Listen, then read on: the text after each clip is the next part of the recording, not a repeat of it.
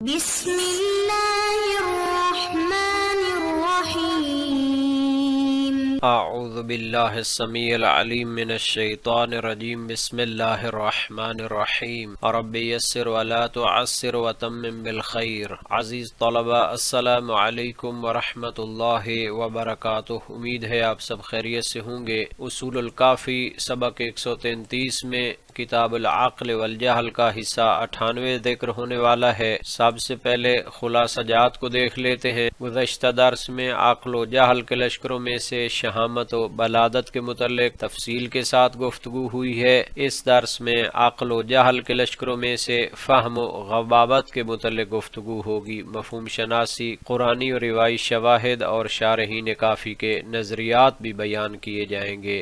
امام جعفر صادق علیہ السلام نے حدیث جنود عقل و جہل میں فہم و غباوت کو شمار کیا ہے۔ عقل کے لشکروں میں سے فہم کو اور اس کے مقابلے میں جہل و نادانی کے لشکروں میں سے غباوت کو شمار کیا ہے۔ تو یہاں پر ان کی لغوی و اصطلاحی مفہوم شناسی دیکھ لیتے ہیں۔ فہم لغتاً کسی چیز کا ادراک، تفقہ اور لطیف شعور سے درک کرنا ہوتا ہے۔ راغب اصفہانی نے مفردات قرآن میں ذکر کیا، گویا فہم ادراک عقلی کے اس درجہ کو کہتے ہیں جو تجزیہ، تحلیل اور باطنی بصیرت کے ساتھ ہو، نہ کہ صرف سماعت یا حفظ کے طور پر ہو، جبکہ اس کے مقابلے میں غباوت یعنی سستی ادراک، کن ذہنی اور حقیقت کا ادراک نہ کر پانا۔ لسان العرب غباوت صرف عقل کی کمزوری نہیں بلکہ روحانی حجاب اور غفلت قلب کا نام ہے۔ لغتاً کسی چیز کو سمجھنا، طے شدہ اور لطیف انداز ادراک فہم ہوتا ہے۔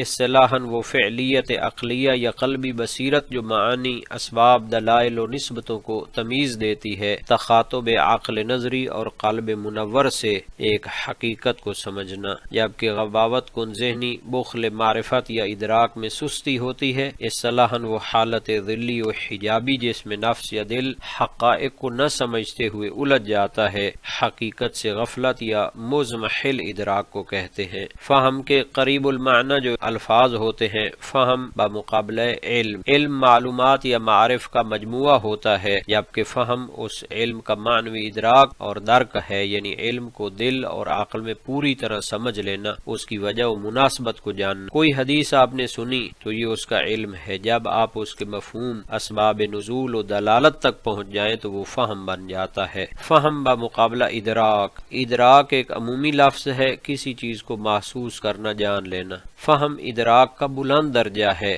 تجزیہ و ترکیب، تمیز حق و باطل اور عملی نتیجے تک پہنچانا۔ فہم بمقابلہ بصیرت، بصیرت غالباً غور و نظر، قلبی اشراق کی طرف اشارہ کرتی ہے، عرفان میں زیادہ استعمال ہوتی ہے۔ فہم عام طور پر منطقی عقلی عمل پر زور دیتا ہے، بسا اوقات دونوں ملاپ میں آتے ہیں۔ بصیرت قلبی پلس فہم عقلی برابر ہے معرفت کاملہ کے۔ فہم بمقابلہ تفقہ و تفہیم، تفقہ عام طور پر شرعی مباحث میں اصطلاح ہے، فقہی احکام اور استنباط حکم، جبکہ فہم وسیع ہوتا ہے تفقہ سے، مگر علمی، فلسفی اور عرفانی معانی کو بھی شامل کرتا ہے۔ اسی طرح غباوت کا لفظ جہل کے مقابلہ میں، جہل ایک عمومی نام ہے، نادانی یا ناپیدا علم۔ غباوت زیادہ مخصوص حالت ہے، جہل متحرک یا جہل حجاب نما، علم کا فقدان، ادراک کی سستی پلس قلبی حجاب۔ مثال، ایک شخص جسے بنیادی علم نہ ہو وہ جاہل ہوتا ہے، ایک شخص جس کے اوپر شکوک، تکبر یا شہوات نے پردہ ڈال دیا ہو وہ غباوت کا حامل ہے۔ غباوت بمقابلہ غفلت، غفلت عموماً غافل رہنے کا فعل ہے، غرور،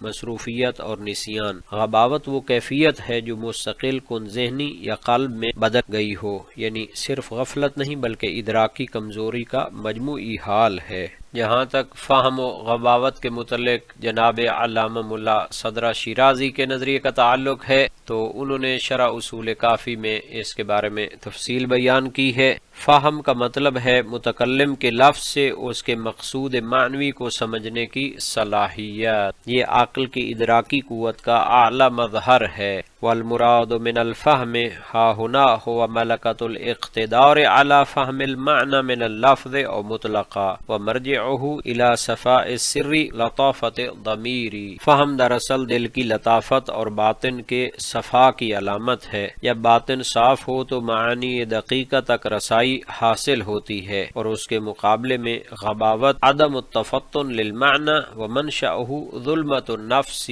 وکثافت الباطن واحتجابہ عن عالم النور ومعدن الحضور۔ غباوت یعنی عدم شعور و غفلت، اس کی جڑ ہے نفس کی ظلمت و تاریکی اور باطن کی کثافت، یعنی جب دل پر ظلمت و خواہشات کا پردہ چھا جائے تو انسان حقائق کے نور کو نہیں دیکھ سکتا۔ فہم کے لیے انہوں نے قرآن کی آیت سے بھی استفادہ کیا ہے، لا یکادون یفقہون حدیثا، سورہ نساء آیت 78۔ کیونکہ کفار قریش چونکہ ارباب شبہات و شہوات و طبیعت غلیظہ تھے اور قلوب قاسیہ رکھتے تھے، وہ قرآن کے معنی لطیفہ اور معارف حقیقیہ کو نہیں سمجھ پاتے تھے، کیونکہ ان میں استعداد نہیں تھی کہ وہ قرآن کریم کے مقصود اصلی کو سمجھ سکیں۔ یہاں تک فہم و غباوت کے متعلق جناب ملا صالح مازندرانی کے نظریے کا تعلق ہے، تو ان کی عبارت کو دیکھ لیتے ہیں۔ انہوں نے یہاں پر بعض محققین کا نظریہ بھی پیش کیا ہے۔ فرمایا بعض محققین نے کہا ہے کہ شاید یہ فقرہ اصل میں اس سے پہلے وارد ایک جملہ الفہم و ضدہ الحمق، فہم اور اس کی ضد حماقت کے بدلے میں تھا، لیکن ناسخین ناقل کرنے والوں نے دونوں کو جمع کر دیا اور بدلیت کے پہلو پر متوجہ نہ ہوئے۔ بہرحال معنی دونوں کا قریب ہے۔ جبکہ دوسرا اس میں احتمال دیا ہے، فرمایا یہ بھی کہا جا سکتا ہے کہ یہاں فہم سے مراد فطانت ہو، یعنی وہ خوبی جس سے ذہن علم حاصل کرنے کے لیے آمادہ اور مستعد ہو جاتا ہے، اور دوسرے لفظوں میں فہم کا مطلب ہے خطاب کے مقصود کو آسانی سے سمجھ لینا، جبکہ غباوت یعنی کودن ہونا اور نہ سمجھ پانا، جیسا کہ کنز اللغت میں ہے، یعنی خطاب کے مقصود کو آسانی سے نہ سمجھ سکنا، اور یہ معنی اس فہم اور حمق والے مفہوم سے مختلف ہیں جن کی طرف پہلے اشارہ ہو چکا ہے۔ ہاں اگر یہاں فہم سے مراد ذکاوت تیزی عقل لی جائے جو کہ اس سے پہلے مذکور فہم سے بالا تر ہے تو دونوں میں مغایرت پیدا ہو جاتی ہے، مگر اس صورت میں اس فقرے کا مفہوم سابقہ فقرے الشہامہ وضدھا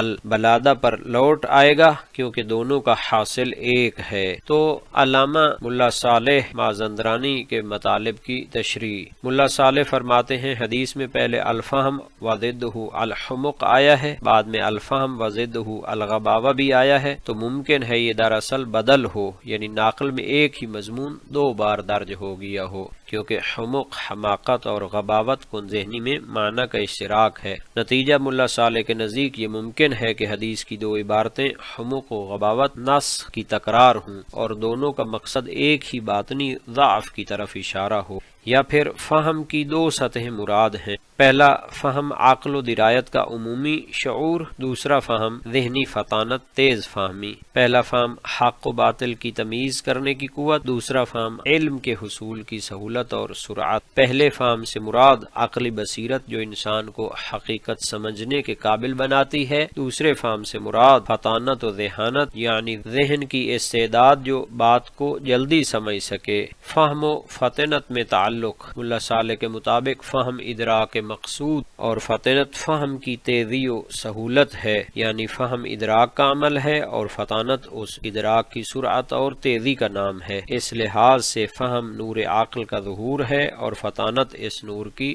شدت ہے۔ غباوت کا مفہوم، غباوت کو ملا صالح نے لغوی ماخذ سے کودن ہونا، دریافت نہ کر پانا کے معنی میں لیا ہے۔ یہ صرف جہالت نہیں بلکہ ذہن کی سستی اور کندی ہے، یعنی نہ علم کی کمی بلکہ ادراک کی دشواری کو کہتے ہیں۔ لہذا غباوت کا تعلق زیادہ ذہن کی قوت قبول سے ہے، جبکہ حمق کا تعلق فیصلے اور عمل میں خطا سے ہے۔ جہاں تک فہم و غباوت کے متعلق علمی مسائل کا تعلق ہے تو مفہوم شناسی کے بعد قرآنی اور روائی شواہد کو دیکھ لیتے ہیں۔ قرآن کریم میں ہے ان فی ذلک لآیات لقوم یتفکرون، سورہ رعد آیت 3۔ یقیناً اس میں ان لوگوں کے لیے نشانیاں ہیں جو غور و فکر سے کام لیتے ہیں۔ یہاں فہم و تفکر کی قوت کو آیات الہیہ کے ادراک کا وسیلہ بتایا گیا ہے۔ لہم قلوب لا یفقہون یفقہون بہا سورہ آراف، ان کے لیے دل ہیں مگر وہ ان سے سمجھتے نہیں ہیں۔ یہ آیت فہم کی ضد یعنی غباوت قلبی کو ظاہر کرتی ہے، یعنی دل موجود ہے مگر شعور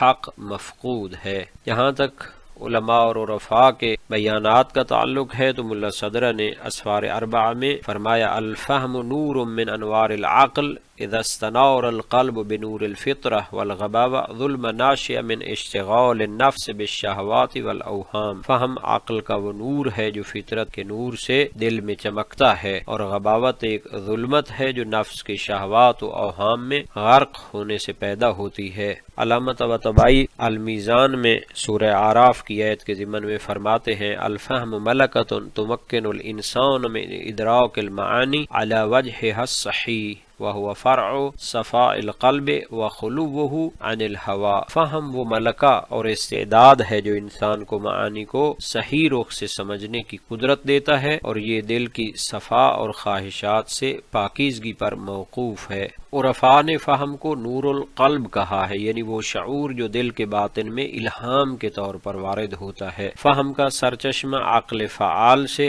اتصال ہے۔ جب انسان باطن میں سکون و صفا حاصل کر لے تو حقائق کونیہ و ربانیہ خود بخود منکشف ہوتی ہیں، یعنی فہم حقیقی حاصل ہوتا ہے۔ غباوت دراصل غفلت اور انقطاع از حق ہے۔ عارف رومی نے کہا چون دل از نور حق محروم شد فہم جان در ظلمات وہم گم شد۔ جب انسان کا دل نور حق سے محروم ہوتا ہے تو فہم حقیقت ظلمات وہم میں گم ہو جاتا ہے۔ گویا فہم حقیقت کا لطیف ادراک باطنی نور عقل ہے، غباوت حقیقت سے غفلت اور روحانی قدورت ہے۔ فہم تقوی اور صفائے قلب سے نشو نما پاتا ہے، غباوت تکبر، شہوت اور تعصب سے جنم لیتی ہے۔ فہم حقیقی الہی علم کی شعاع ہے جو قلب مومن میں منعکس ہوتی ہے۔ سورہ آراف کی آیت لہم قلوب لا یفقہون بہا، یہاں دل کا ہونا مگر فہم نہ ہونا غباوت ادراکی حجاب کی علامت ہے۔ قرآن میں یتفکرون جیسی آیات فہم و تدبر کی فضیلت بتاتی ہیں، یعنی صرف علم نہیں بلکہ غور و تدبر فہم کی عملی صورت کی ضرورت ہے۔